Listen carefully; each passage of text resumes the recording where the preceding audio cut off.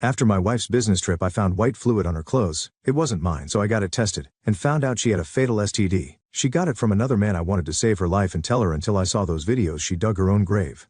Brandon Hardgrove's fingers flew across the keyboard, lines of code appearing on his monitor in rapid succession. The soft glow of the screen illuminated his face in the dimly lit home office. At 39 he wore the focused expression of a man who had found his calling in life, both in his career as a software engineer and in his role as a husband and father. A light knock on the door broke his concentration. He swiveled in his chair to see his wife Vanessa, leaning against the doorframe. At 35 she exuded an effortless grace. Her business attire perfectly pressed despite the late hour. "Hey," she said, offering a tired smile. "Just wanted to let you know I'm heading to bed. Early flight tomorrow." Brandon nodded, his eyes lingering on her face. "Another conference?" "Yeah, big pitch in New York. Should be back by Friday." Vanessa's gaze drifted to the clutter of empty coffee mugs on his desk. "Don't work too late, okay?" "I won't," Brandon promised, even as his mind itched to return to the problem he'd been solving. "Good luck with the pitch." As Vanessa turned to leave, Brandon felt a familiar pang in his chest. These moments, brief exchanges in doorways, quick goodbye kisses, had become the norm in their 12-year marriage. He couldn't pinpoint exactly when it had happened, but somewhere along the way, their lives had begun to orbit further and further apart. He turned back to his computer, fingers hovering over the keys. The house settled in the silence around him, broken only by the soft of electronics and the distant tick of a clock. This was his element, the quiet, the focus, the satisfaction of a job well done. It was what had propelled him to success in Silicon Valley, allowing him to provide the life he'd always dreamed of for his family. And yet, Brandon's eyes drifted to the framed photo on his desk.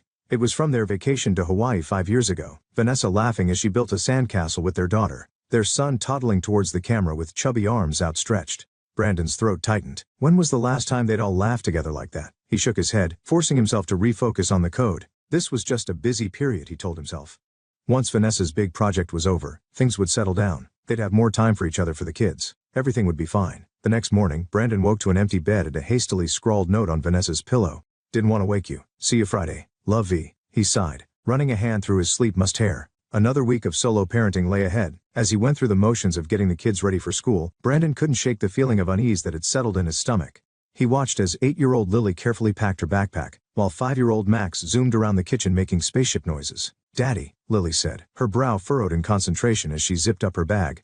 "When's Mom coming home?" Brandon forced a smile. "Friday, sweetheart." "Just like last time." Lily nodded, but her shoulders slumped slightly. "Okay. It's just she promised to help me with my science project this weekend." "I can help you with that," Brandon offered, ruffling her hair. "What's it about?" As Lily launched into an explanation about photosynthesis, Brandon felt a mixture of pride and sadness wash over him. His daughter was growing up so fast and Vanessa was missing so much of it. He made a mental note to talk to her about cutting back on travel when she returned. The week crawled by in a blur of work deadlines, school pickups, and bedtime stories. By Friday evening, Brandon found himself pacing the living room, waiting for the sound of Vanessa's key in the lock.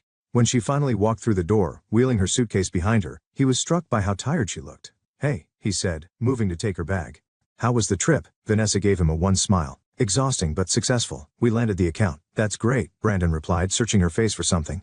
A spark of excitement perhaps, or a hint of the passion that had drawn him to her all those years ago. Instead, he found only fatigue and distraction.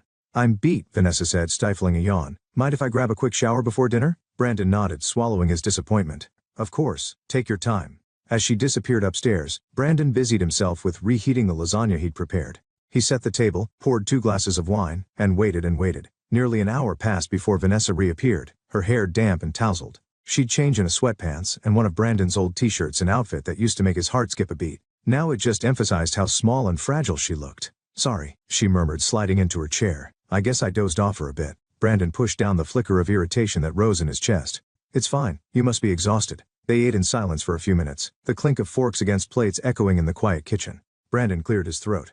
"So tell me about the trip. How did the pitch go?" Vanessa launched into a detailed account of her presentation, her eyes lighting up as she described the client's reaction.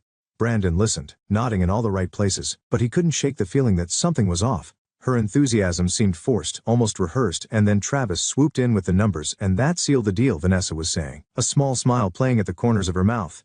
Brandon's fork paused halfway to his mouth. "Travis, is he new on your team?" "Oh no," Vanessa replied, her cheeks flushing slightly. "He's been our sales director for about a year now." "I'm sure I've mentioned him before." Had she? Brandon racked his brain but came up empty. He forced a smile. "Right? Of course. Well, it sounds like you two make a great team." Vanessa's eyes darted away, focusing on her plate. "Yeah, we work well together." The conversation lulled again, an uncomfortable silence settling between them. Brandon found himself studying his wife, noting the subtle changes in her demeanor, The way she avoided his gaze, the slight tremor in her hand as she reached for her wine glass. It was as if a stranger had taken the place of the woman he'd known for over a decade. "Vanessa," he said softly, reaching across the table to take her hand. "Is everything okay?" She startled at his touch, pulling her hand back as if burned. "What? Yes, of course. I'm just tired, that's all." Brandon's chest tightened, a cold tendril of fear wrapping around his heart. "You know you could talk to me about anything, right? If something's bothering you or if work is going to be too much." I said. "I'm fine, Brandon," Vanessa snapped, her voice sharper than he'd ever heard it. She took a deep breath, visibly composing herself. "I'm sorry. It's just been a long week. I think I'm going to turn in early if that's okay." Before Brandon could respond, she was up and moving towards the stairs. He watched her go, a sinking feeling in the pit of his stomach. Something was very wrong, and he was determined to find out what it was. The next morning, Brandon woke early, his mind churning with worry and suspicion.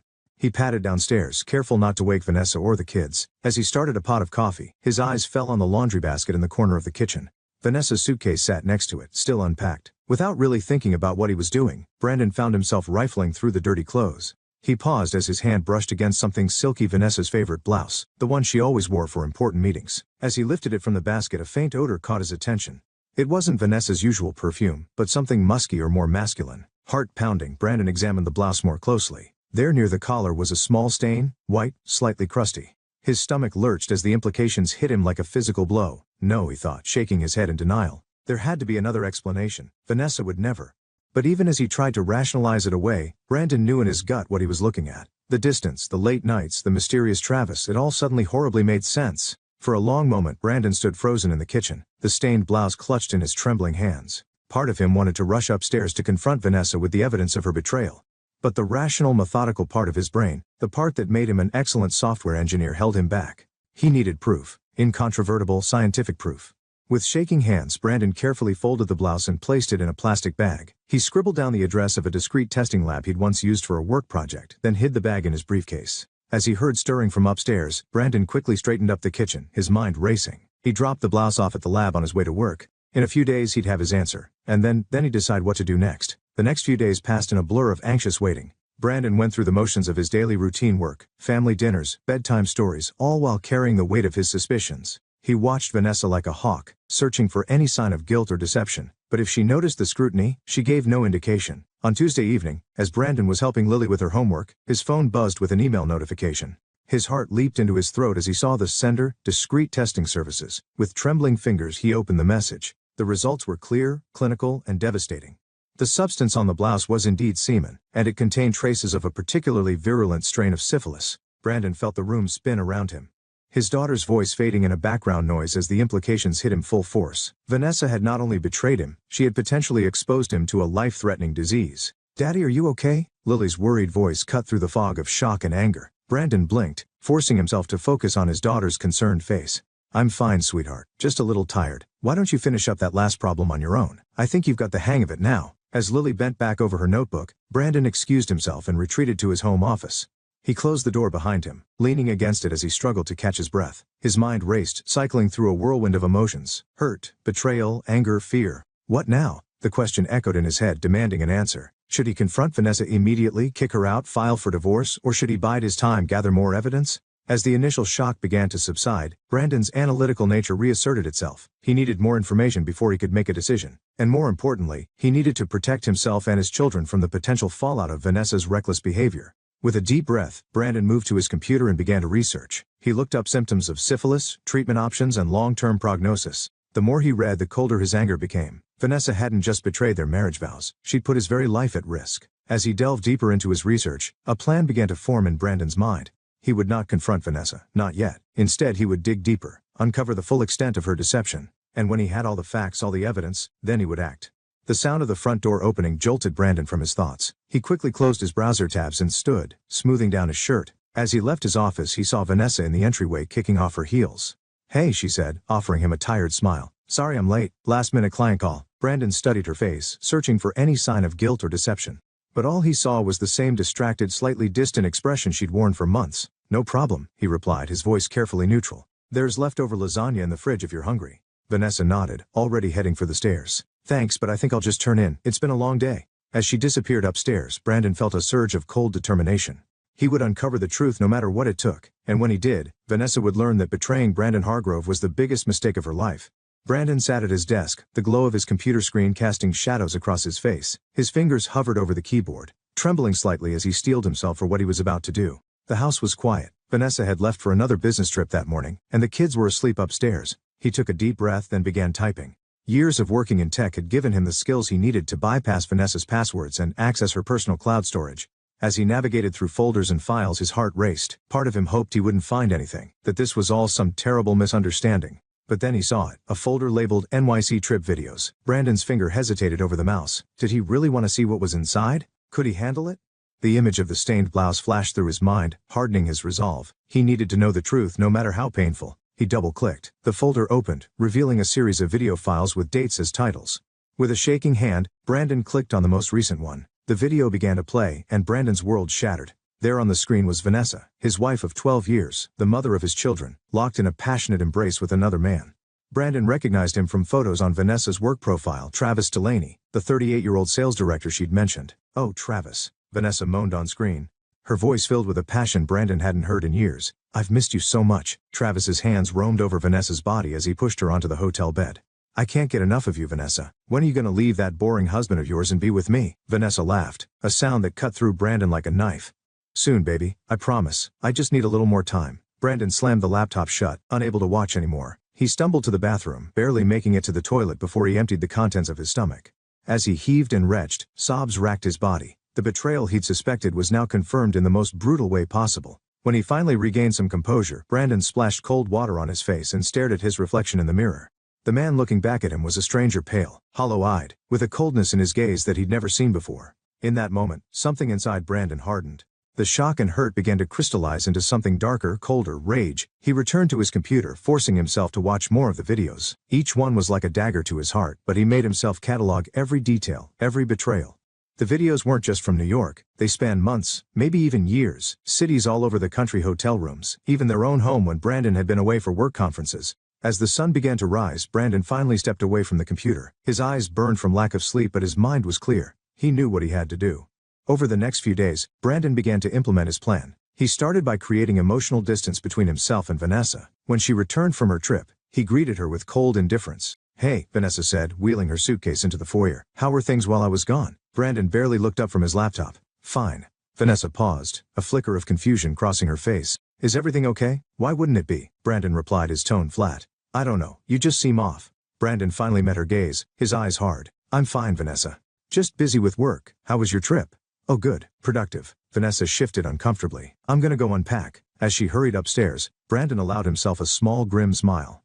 Let her wonder, let her worry. It was the least she deserved. Over the next few weeks, Brandon continued his cold treatment. He spoke to Vanessa only when necessary, avoided physical contact, and threw himself into work and caring for the children. Vanessa, caught up in her affair and her own guilt, barely seemed to notice the change at first. One evening, as Brandon was putting the kids to bed, Lily looked up at him with worried eyes. "Daddy, are you and Mommy fighting?" Brandon's heart clenched. He sat on the edge of her bed, smoothing her hair back from her forehead. "No, sweetheart. Why do you ask?" Lily bit her lip. "You don't talk to each other anymore. And Mommy looks sad all the time." Brandon forced a smile. "Grown-up relationships can be complicated sometimes, Lily. But I want you to know that no matter what happens between me and Mommy, we both love you and Max very, very much." "Okay." Lily nodded, but she didn't look convinced. As Brandon turned out her light and closed her door, he felt a fresh wave of anger towards Vanessa. How dare she put their children through this? Days turned into weeks, and Brandon's cold demeanor began to have its effect on Vanessa. She grew more agitated, more desperate for his attention. One night, as they were cleaning up after dinner, she finally confronted him. "Brandon, what the hell is going on with you?" Vanessa demanded, slamming a plate down on the counter. "You've barely said 2 words to me in weeks." Brandon turned to face her, his expression impassive. "I wasn't aware I had to entertain you, Vanessa. Don't you have work to keep you busy? Or perhaps other distractions?" Vanessa's face paled. "What's that supposed to mean?" "Nothing," Brandon said, his voice dripping with sarcasm. "Just wondering how you managed to juggle it all: work, family, your extracurricular activities." "Brandon," Vanessa started, but he cut her off. "Save it, Vanessa." "I know." The color drained from her face. "Know what?" Brandon laughed, a cold, harsh sound. "Everything. The affair, the disease, all of it. Did you really think I wouldn't find out?" Vanessa stumbled back, gripping the counter for support. I can explain." "Explain." Brandon's voice was quiet, dangerous. "Explain how you've been fucking your coworker for months, maybe years. Explain how you brought a potentially fatal STD into our home, risking not just my health but our children's." "Please, Vanessa, I'm all ears." Tears welled up in Vanessa's eyes.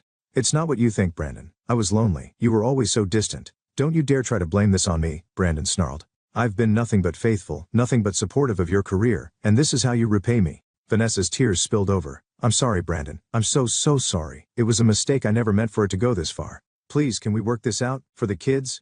Brandon stared at her, his expression cold. The kids? Now you care about the kids? Where was that concern when you were risking their future by sleeping with Travis? Vanessa's eyes widened in shock. How did you? I told you, I know everything. Brandon turned away, unable to look at her anymore. I think you should sleep in a guest room tonight. I can't even stand to be near you right now. As Vanessa fled the room sobbing, Brandon felt a mix of emotions wash over him. Part of him wanted to break down, to scream and rage at the unfairness of it all. But a larger part, the part that had been growing colder and harder with each passing day, felt only a grim satisfaction. This was just the beginning of Vanessa's reckoning. The next morning, Brandon woke early and headed to his home office. He had an appointment to keep a video call with Neil Kavanaugh, the ruthless divorce lawyer known for leaving spouses with nothing. As Brandon logged into the call, he was greeted by the sharp, calculating gaze of Neil Kavanaugh. The lawyer's reputation for ruthlessness was evident in every line of his face. Mr. Hargrove, Neil said, his voice clipped and professional. I understand you're seeking a divorce under difficult circumstances. Brandon nodded, his jaw set. That's correct. My wife has been unfaithful. And worse, she's contracted a potentially fatal STD that she's hidden from me. Neil's eyebrows rose slightly. I see. And I assume you have evidence to support these claims? Extensive evidence, Brandon confirmed. Videos, emails, medical test results? I've documented everything. A small predatory smile curved Neil's lips. Excellent. That will give us a significant advantage in court. Now, Mr. Hargrove, what exactly are your goals for this divorce?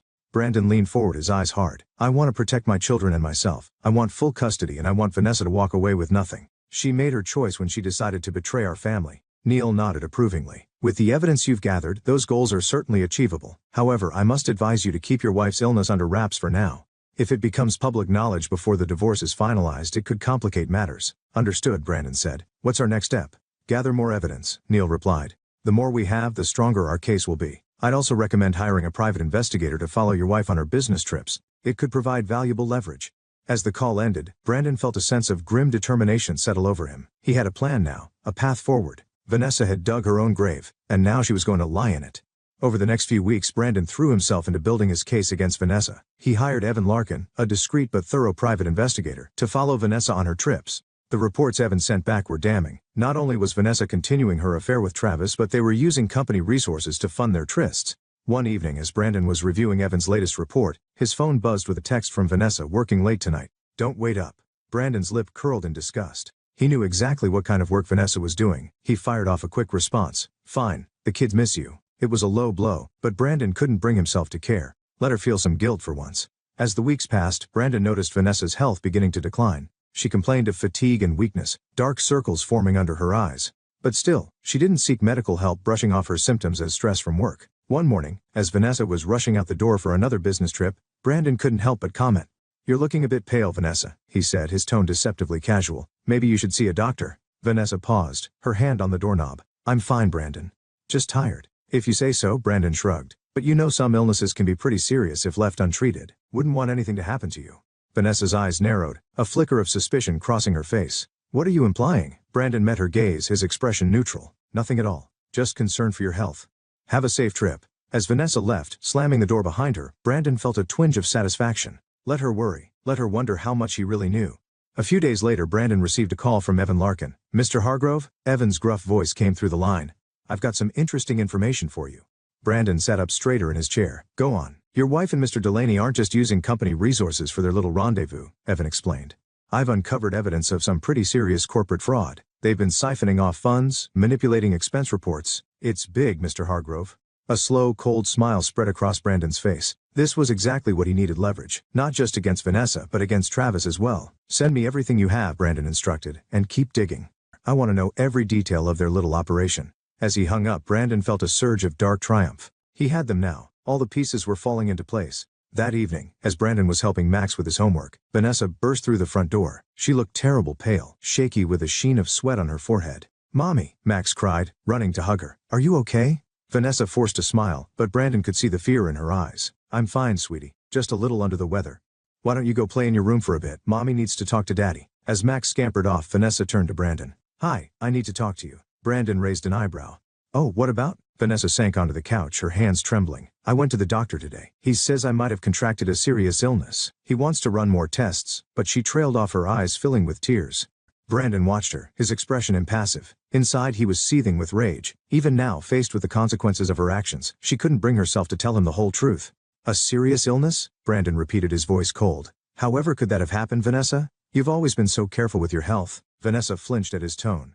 Brandon, please. I know things have been strained between us lately, but I need your support right now. I'm scared. For a moment Brandon was tempted to reveal everything he knew, to watch her crumble under the weight of her lies. But Neil's advice echoed in his mind. Keep the illness under wraps until the divorce was finalized. Instead, he stood looking down at Vanessa with contempt. You should have thought about that before you made your choices, Vanessa. I hope for the kids' sake that it's nothing too serious. Now if you'll excuse me, I have work to do. As he walked away, leaving Vanessa sobbing on the couch, Brandon felt a mix of emotions churning inside him. Anger, hurt, a perverse satisfaction at seeing Vanessa suffer. But underneath it all was a deep, aching sadness for what they had lost, for the family that would never be the same again. In his office, Brandon opened his laptop and began composing an email to Neil Kavanaugh.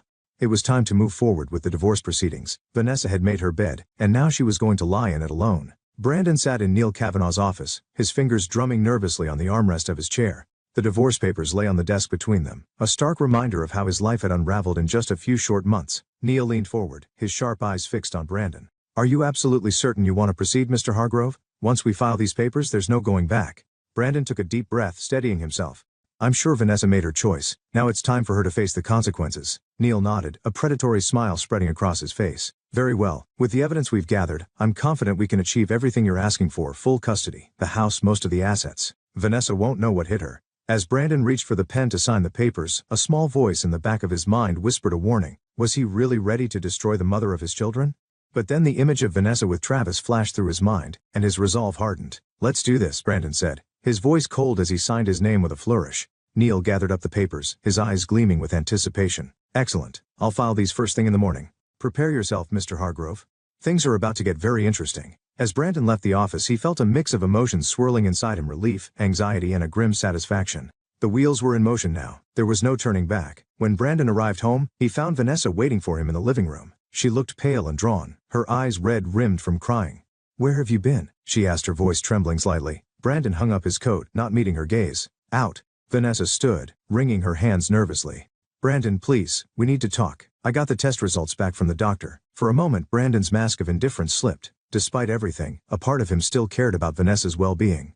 And he asked, his voice softer than he intended. Tears welled up in Vanessa's eyes. It's not good, Brandon. The doctor says I have syphilis, a particularly aggressive strain. He wants to start treatment right away, but she trailed off, her shoulders shaking with silent sobs. Brandon watched her, conflict raging inside him. Part of him wanted to comfort her, to tell her everything would be okay. But the larger part, the part that had been hurt and betrayed, held him back. I see, Brandon said, his voice carefully neutral. And how exactly did you contract syphilis, Vanessa? Vanessa's head snapped up, her eyes wide with fear and guilt. I don't know, maybe it was from a public restroom, or don't. Brandon's voice was like ice. Don't you dare lie to me again. I know about Travis, Vanessa. I know about all of it. The color drained from Vanessa's face. You know? Brandon laughed, a harsh, bitter sound.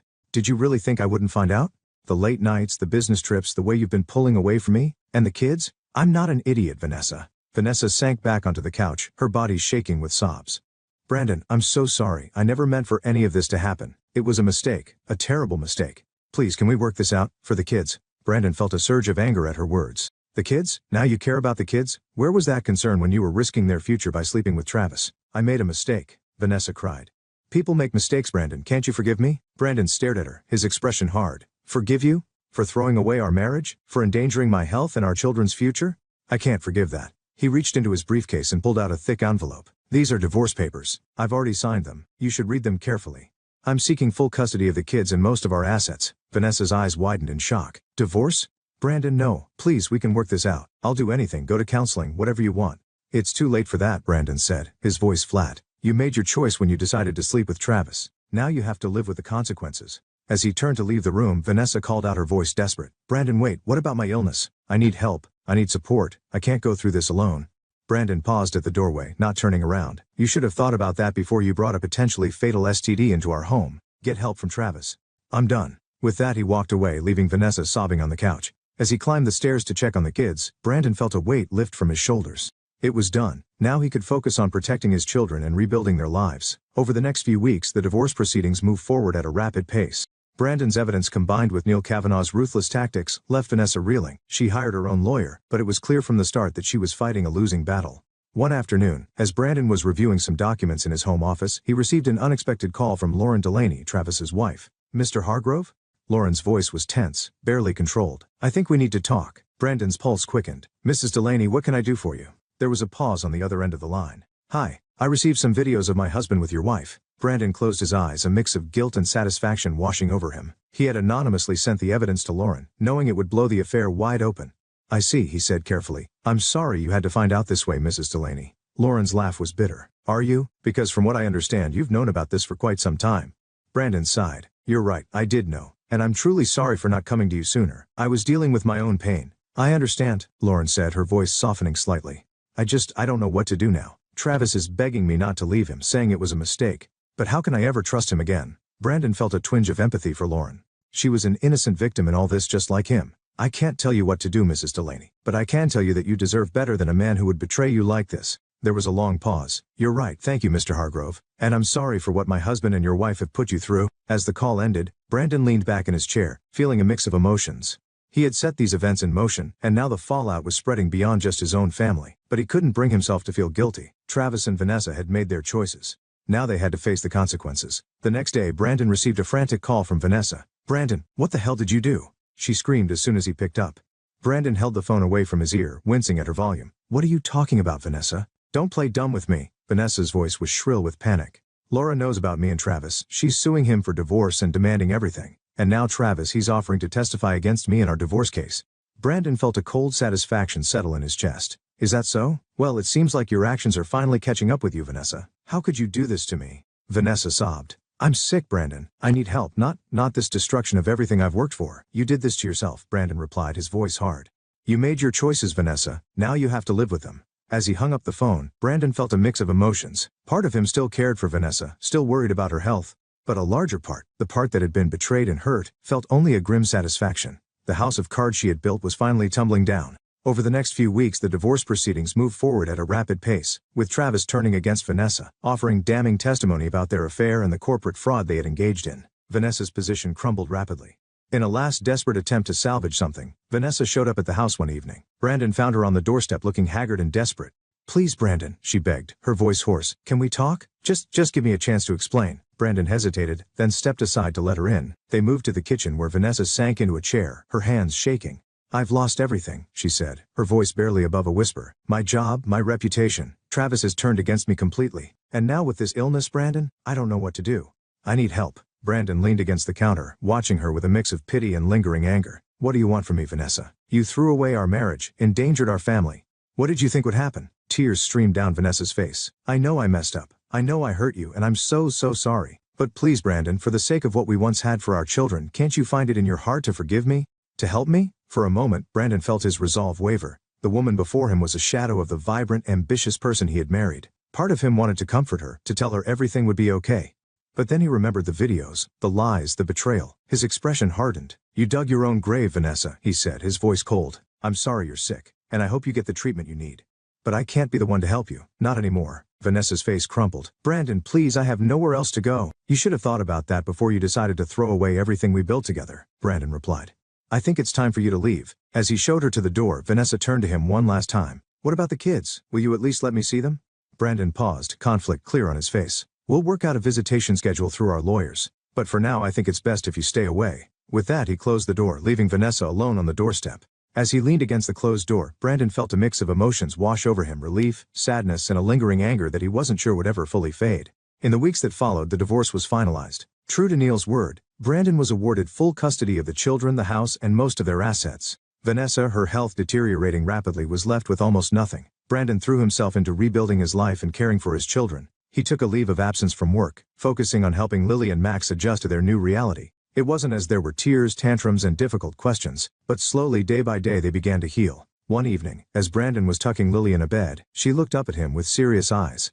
Daddy, is Mommy ever coming home? Brandon's heart clenched. He sat on the edge of her bed, smoothing her hair back from her forehead. No, sweetheart. Mommy made some choices that mean she can't live with us anymore, but she still loves you very much. Lily's lower lip trembled. But why? Didn't she love us enough to stay? Brandon struggled to find the right words. How do you explain adult betrayal to a child? Sometimes, Lily, grown-ups make mistakes. Big mistakes that hurt the people they love. It doesn't mean they don't love you. It just means they have to face the consequences of their actions. Lily nodded. though Brandon could see she didn't fully understand. Will we ever see her again? Brandon sighed. Yes, you'll see her. We're working out a schedule now.